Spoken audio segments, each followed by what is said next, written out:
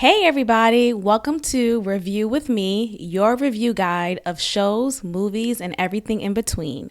Be sure to click the like button, hit that notification bell, and subscribe to the channel. Now, let's get on with this review. Hey everybody, welcome back to Review with Me. We're going to get into Ready to Love. We are back finally. How long has it been? My goodness. Anyway, we are back with Ready to Love Season 10, Episode 1. This episode is called The First Ready to Love Wedding, and this season it is set in Philadelphia, the city of brotherly love, and the city of Johns, right? There goes that John right there, right? That's how y'all say it? Please don't fight me.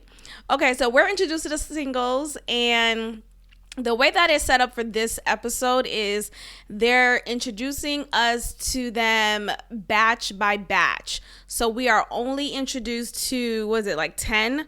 Yeah, 10 singles for this episode, but we will see more singles in the next episode.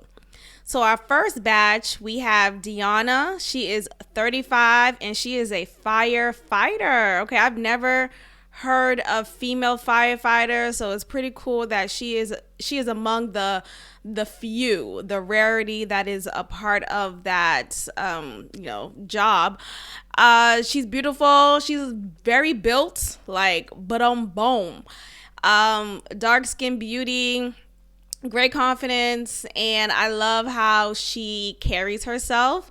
She says she has been, working in a field in which you are one of the very few women in that field. You have to tap into your masculine side, and she now wants to really tap into her femininity, and going in this experience is her way of doing so. Naeem is a brother who is 42. He's a gym owner. He is wearing a man bun, and he talks about being adopted. He immediately tells us this from the beginning. This seems to be something that he will carry with him for the rest of his life. Now, I'm not trying to sound insensitive. I'm not. But I think there is something to that for people who have been adopted. For people who were adopted, they will always bring it up, right? Like, they will always find a point to reference that, and I hope he has received the necessary healing for that. But I do wonder about that. Like, is it always a horror story? Like, I get it, the idea of like, oh, my original parents didn't want me type of rhetoric, but that's not always the case. Sometimes it's best, it's better that you were adopted, and oftentimes you are into, you're in a family that loves you and wanted you and bought you, essentially, if you want to bring it there. But anyway, I'm just bringing that up to say I think adoption always get a bad light, and I've heard definitely a lot of horror stories like through the media regarding adoption and foster care and all of that. But like, I'm just wondering, like, does every person who was adopted, do all of y'all feel abandoned? Because you were chosen, though. You know what I mean? Like, you still were chosen technically, maybe not by your parents, like your original. Okay, let me move on. Wayne is brought into this experiment. He has, first I thought they were braids, but they are locks, it seems like, and they're pulled up to the front of his hair, in the front of his head. He's 36 years old.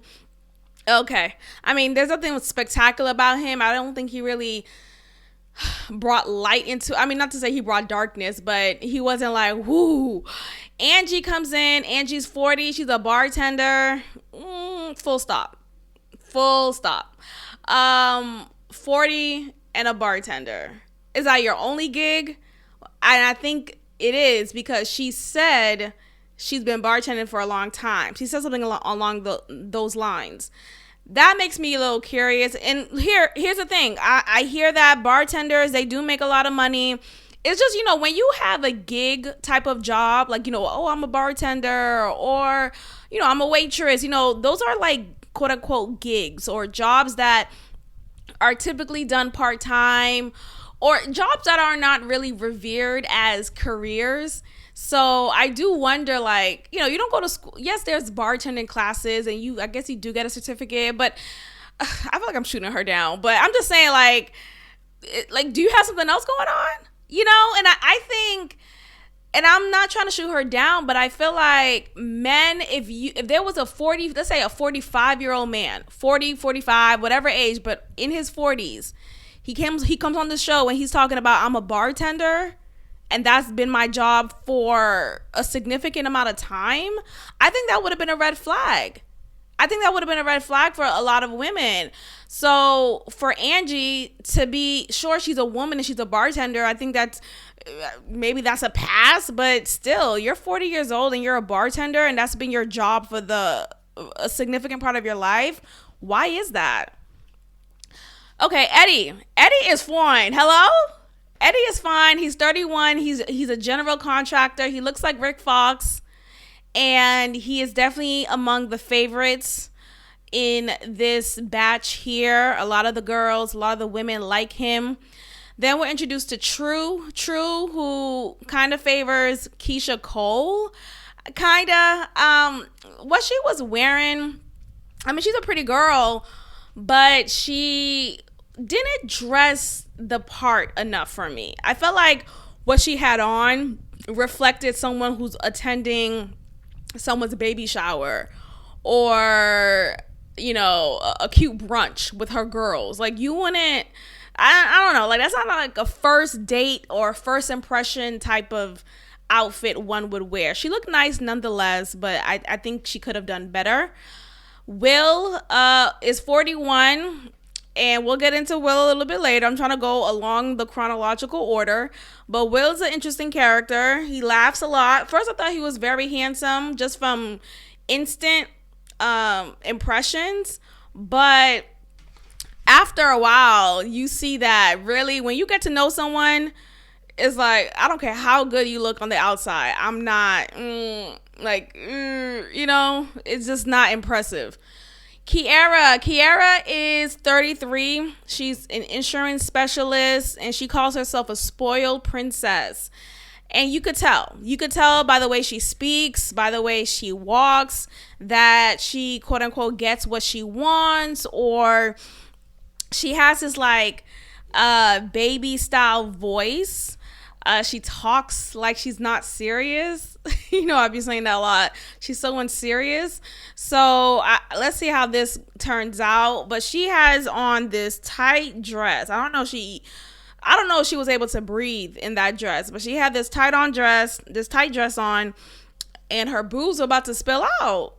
Like, okay, but hey, I mean, that's a better dress than what True had on. Jay walks in. He's 34. He's a cybersecurity man, and he says he has a Denzel walk. Denzel who? Not Washington. Denzel who? Who is this Denzel? Look, we get it. You're dark skinned and you're tall, but Denzel, no. I'm not saying he's unattractive. I'm just saying nothing about you gives Denzel. Please sit down. I even get mad at when I meet people. I remember I had a student one year, and his name is Denzel. And I was like, I know you fucking lying. Denzel who? Nothing about him. And granted, he was a sophomore in high school, but still, no. Some names should not be repeated. No one else should be named Denzel. No one else should be named Beyonce. No one else should be named, what else? There's like particular Aaliyah. Like those particular names, you can't, there's no measure. You can't measure up to that. You can't. So cut it out. Denzel who? He also says he favors Omar Epps. Now, granted, I do see a little Omar Epps in him, but I don't know. He turns out to be a favorite amongst the women. He does turn out to be a favorite amongst the women. I think it's because he has this subtle confidence. He has a swag about him. He is dark skinned, and he, the way that he stands. So I could see the aura that he presents. And even the braids. I'm not even a fan of a man who wears braids anymore. But even that, like, you could tell he has this style, this type of physique going on that makes him attractive. I get that. But I mean, okay, fine. I'll give him Omar Epps, but Denzel, please. Sahara is introduced to us. She is 35. She's a loud, spunky thing. Where you at? Where you at? She's talking about how I guess she had a tarot card reading and she was told that she would meet her soulmate in the month of July. So this is giving the impression that this was filmed during this month. So she's like, where you at? Where you at? So she's expecting to, hopefully leave with someone she loves and it could work out. She calls herself a spiritualist. She references a time in which she burned a candle to get rid of a man, but she does not burn candles to get a man. And I feel like, some things you just got to keep to yourself. Some things you just have to keep to yourself. Because I feel like that is it's an uncomfortable, very much taboo type of topic to share, that you dabble in dark arts. You dabble in this, these practices that manipulate our behavior and our experiences. So a lot of people have, very much strong feelings against that. So if a man were to hear that from her, and I feel like she's so very much, like, she's so open and honest, she could turn someone off if she were to share that she does that. Like, keep that to yourself. Keep that to yourself. Tommy finally comes in. He joins the ladies and gentlemen, and he says, this is the most successful dating experience. And I think he ended it with, in television history. I stopped when he said the most, because at what point throughout these 10 seasons of Ready to Love has it been the most successful dating experience? So you're comparing that to The Bachelor, Married at First Sight, Love is Blind, all these other dating shows, Flavor of Love. Like, I'm just thinking of all these other examples. Sir, goodbye. This is the first Ready to Love episode in which there's a wedding involved.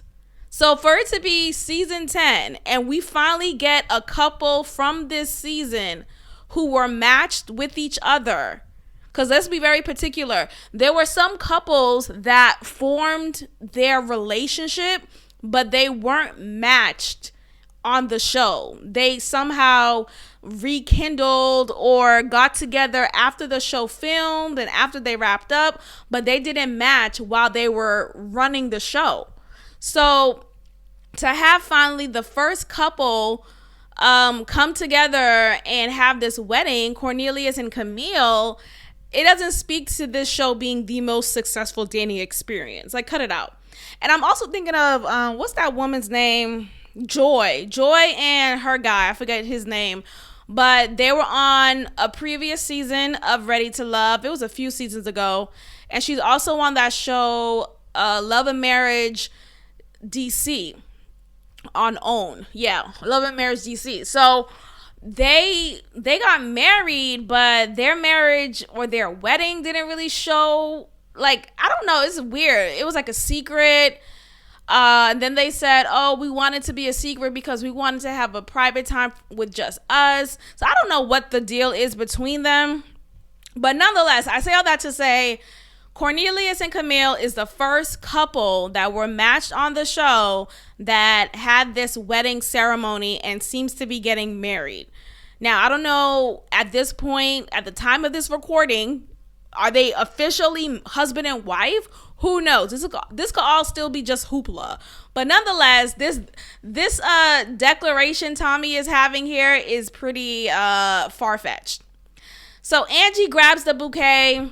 Once Camille throws it into the ladies, Angie runs and grabs it. It has this whole show, and it was a cute moment. But people put so much weight into these rituals when it's like, you really have to own your life. Like, you can't depend on how many times I've grabbed the bouquet. Anyway, Angie lets Wayne know he is her type. Remember, Wayne is the one who wears his locks all on the front of his face. Okay, I don't know what about him appears as if he's attractive, but to each their own. He doesn't have any kids, but he says he wants kids. I can't remember if Angie said she has any kids, but nonetheless, Wayne says he wants kids because they look fun. Okay.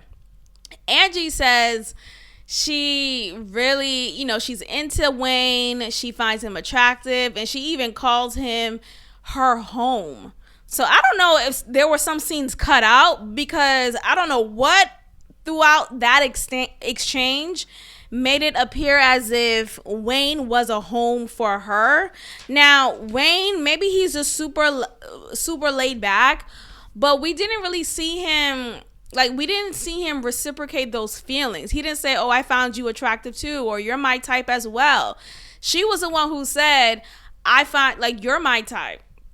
And I appreciate a woman who is straightforward, who doesn't, wait and wait in the corner. I'm just going to be a lady. No, go after what you want. Let that be known.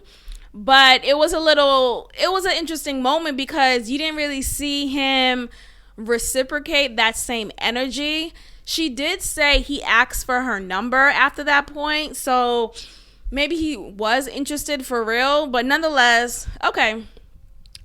So yeah, Jay later on talking about how he looks like Omar Epps. He was talking to some woman saying that. Naeem tells us so Naeem is talking to True. True is the woman who is wearing a floral dress, looking like she's going to a baby shower. And again, she's a beautiful woman. She's a pretty girl. She kind of favors Keisha Cole. They're talking to each other. Naeem is saying that he has moved too fast in his previous relationships. And he also mentions that he has... Oh, later on, we're going to get into that. So let me just wait. So he asks True, why are you single? And I always hate that question, but I guess the status of the show, you have to ask those types of questions. She says that there aren't any quality men, and that's why she's single. And I find that answer to be very pessimistic. I do. Now, granted, sure, she may really feel that way, and that is why she is on this show. There's so many. But to really feel that there's no quality men means that you're on this show for no reason. You're wasting your time, basically. Because if you feel like there are no quality men, why are you here? There's men on this show. Unless you're switching up the way you're going to look at things. But to say there are no quality men, just demonstrate your fixed mindset. Just say in your previous relationships, those men didn't show quality behaviors that you're interested in. But to just immediately knock them off as non-quality type of men, I feel like that was just very pessimistic, and that showed her mindset to me. And I feel like a lot of these men, they have to look out for little nuggets like that.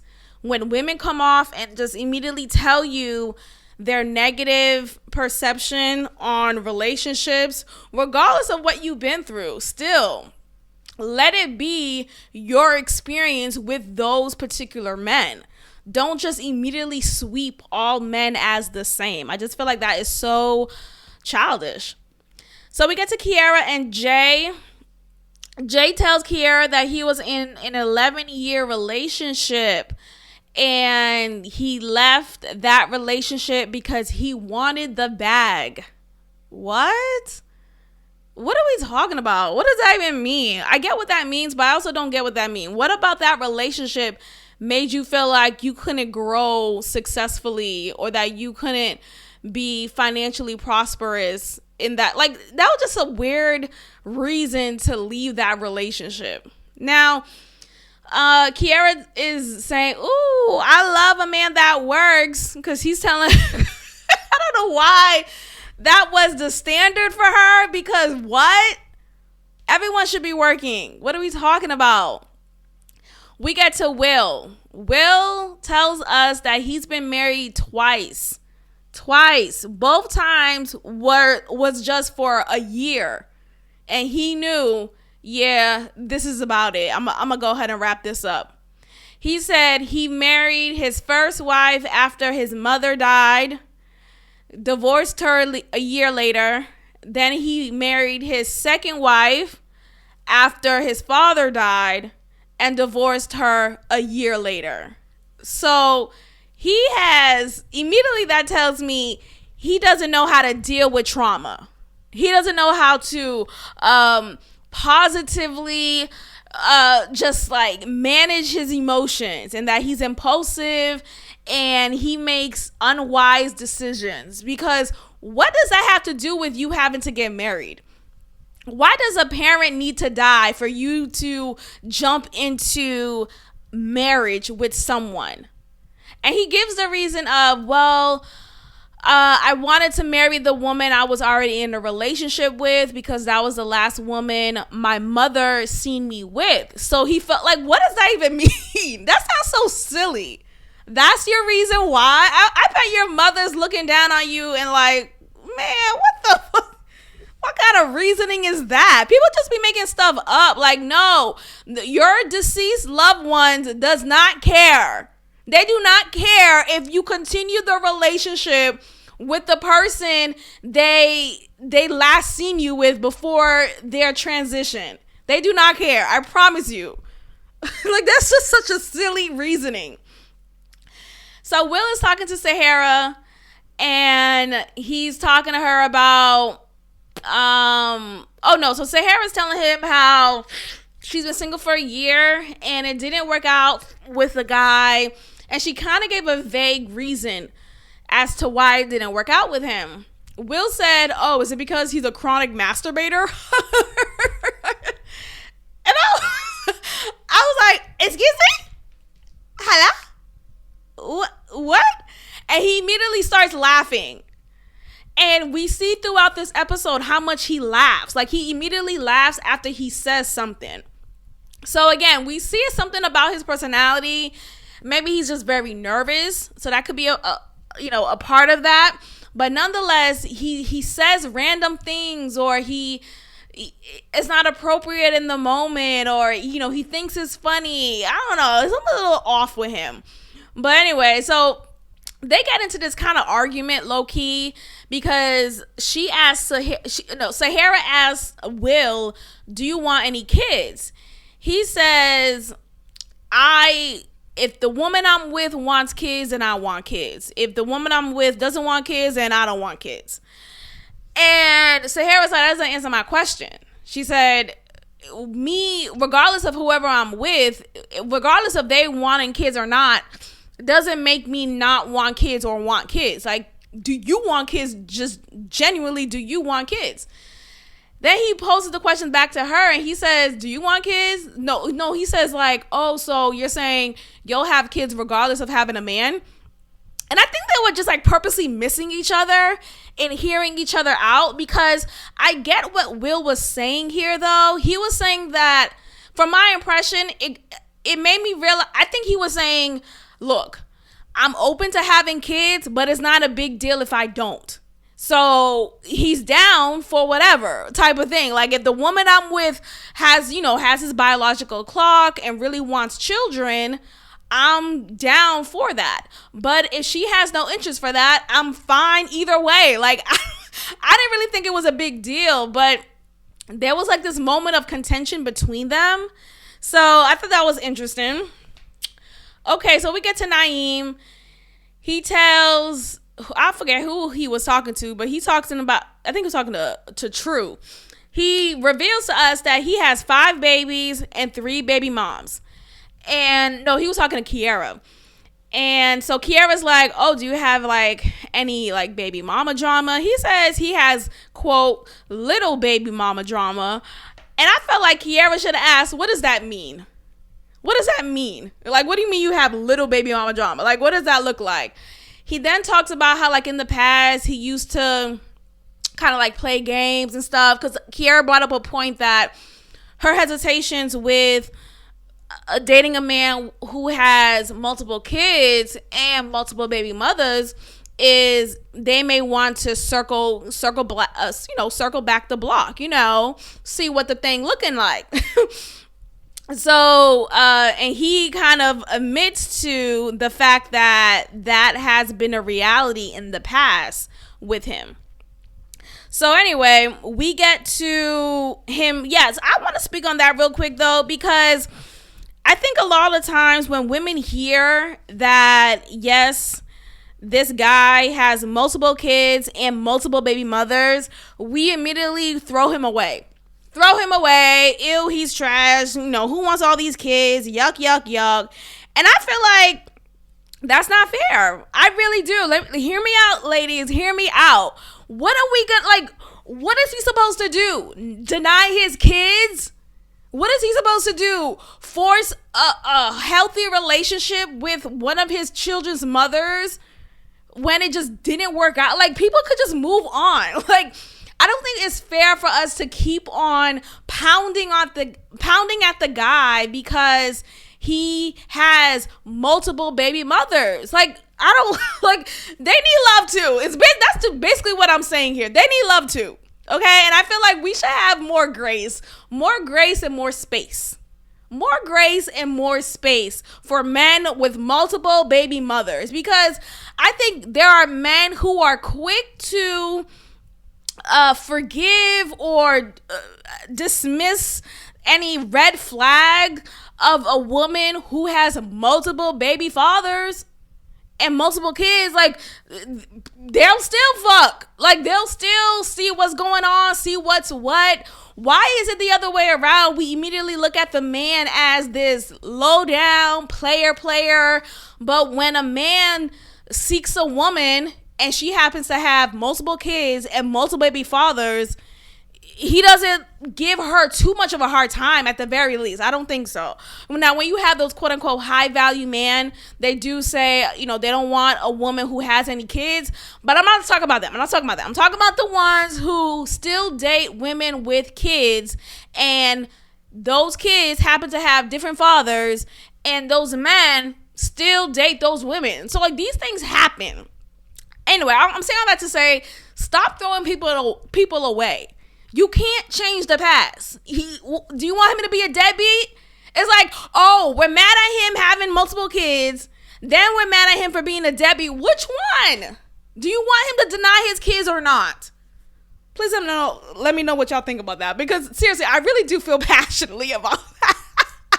Seriously, I just find that to be so strange. He got multiple baby mamas and multiple kids. So, is he still fucking them? No. If he was spinning the block, then that's different. But you can't change the fact that he has 3 baby mamas. So what? Okay, anyway, let's see. Let's move on. So Eddie's impressed with Deanna. They start talking. He was impressed the fact that she's a firefighter. Will, talks about being married a year both times. Eddie says that he's been doing the player thing. True immediately gets in her just accusatory bag, talking about, oh, so you're a whore. And he was immediately offended. He's like, what? No, I'm not a whore. And he's trying to explain himself, but she was not being open to hearing his explanation about anything. So again, see, that kind of speaks to what I was saying about True. True comes off very pessimistic. I don't know what she's been through in her life, but I feel like her pessimism is going to get her caught up. It's going to get her caught up, and she's going to get eliminated if she don't change that. He talks about how, well, mind you, he was the one who said verbatim that he was a player. So that gives us the impression that at some point throughout his 11-year relationship, he played around.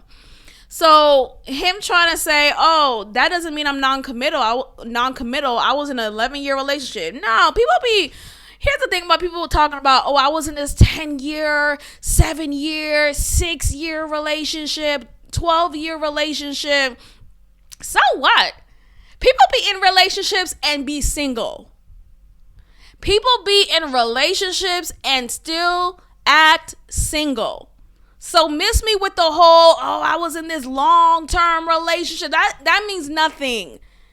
That means nothing to me. So him saying, oh, I was in this 11-year relationship. I know what commitment is. No, you don't. No, you don't.